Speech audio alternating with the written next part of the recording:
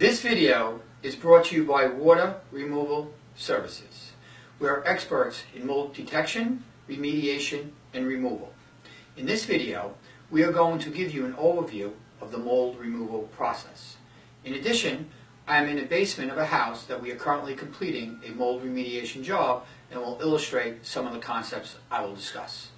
The background is a poly sheeting that is part of a containment strategy so we do not spread the mold to non-affected areas. Mold needs three things to grow: oxygen, a food source, and most importantly, moisture. Oxygen is all around us and is always available for mold growth. A food source for a mold spore is any organic material it lands on and absorbs. Food sources include sheetrock, latex paint, dust particles, wood, and paper. Moisture is the third and most critical component for mold to grow. It could come from any water source. Some examples include a poorly ventilated bathroom, damp basements and crawl spaces, flooding or water getting into the walls, broken or leaking pipes, leaking windows, leaking air conditioners. Obviously there are many others, but these are just some. Mold typically has a musty smell that alerts people to possible issues. Before starting any mold project, these general issues should be addressed. First, safety of the occupants and the individuals performing the mold remediation work.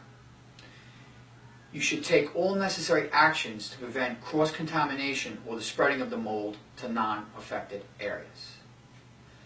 Eliminate the water source, which is creating the mold environment. Be sure to eliminate all mold with a process designed for non-porous, semi-porous, and porous materials. Porous is defined as the ability of a material to absorb water or for the water to penetrate. An example of a non-porous item would be glass or glazed tile. Carpet or sheetrock are considered porous, and wood and concrete are semi-porous. Locating the water or moisture source in a mold remediation process is a basic requirement for the mold project to be successful. As we discussed, moisture is the most critical element and must be eliminated for any mold project to be successful. The moisture source must be determined and eliminated. This can be as simple as a broken pipe or can be quite tricky to determine the source. The water source must be determined and eliminated. The following is an overview how to clean the affected area in a mold remediation project.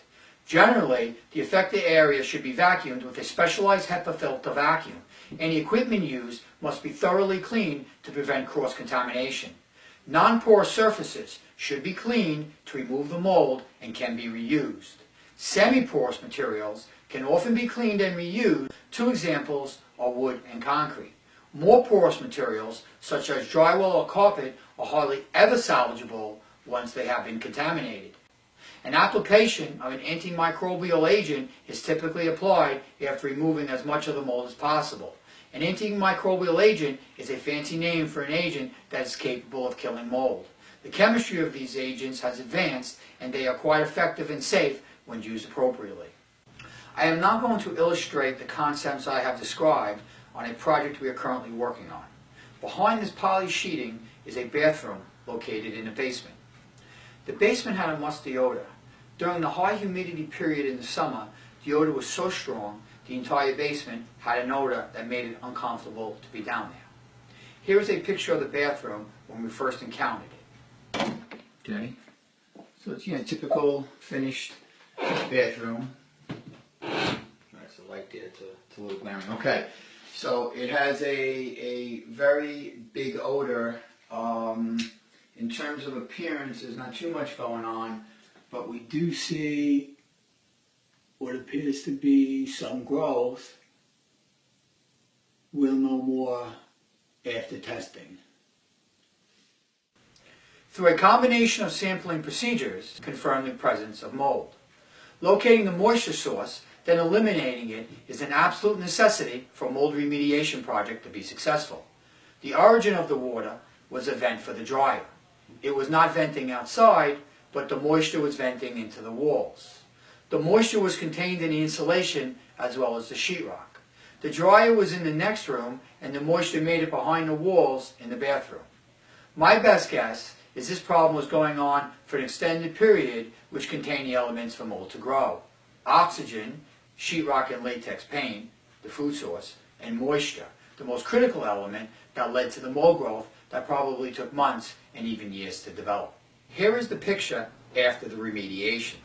As we discussed, the moisture got into the insulation in sheetrock and was a perfect place for the mold to grow.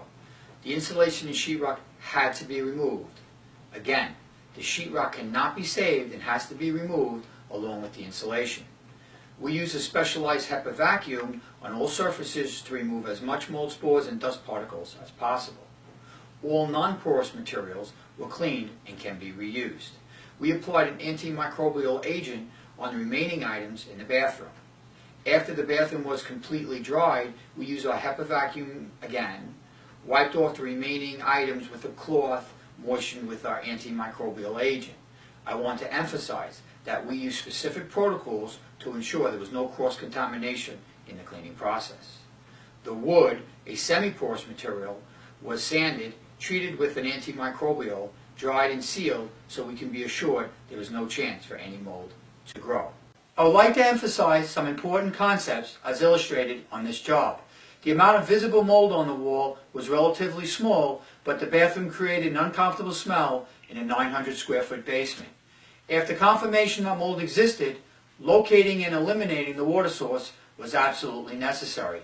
It was quite tricky and took some detective work to locate and solve the problem. The sheetrock, which was contaminated, had to be removed along with the wet insulation.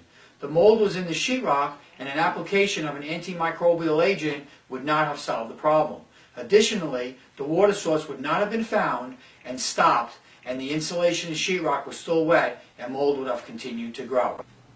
A major concern in a mold remediation project is cross-contamination, or the spreading of mold from an affected area to a non-affected area. We have set up a containment area to ensure that cross-contamination does not occur.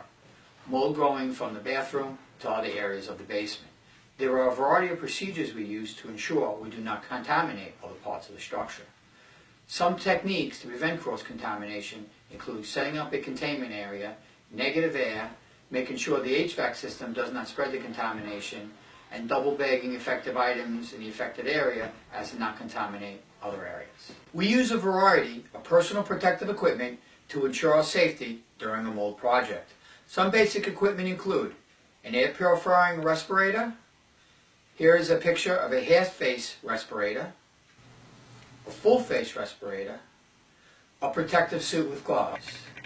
Of course, a respirator would be worn with the suit. Thank you for watching this video. I hope you have gained some insight into the mold remediation process. I want to emphasize that this video provides a general overview of best practice. Every situation is different, and professional judgment can influence specific decisions that are made on a particular job.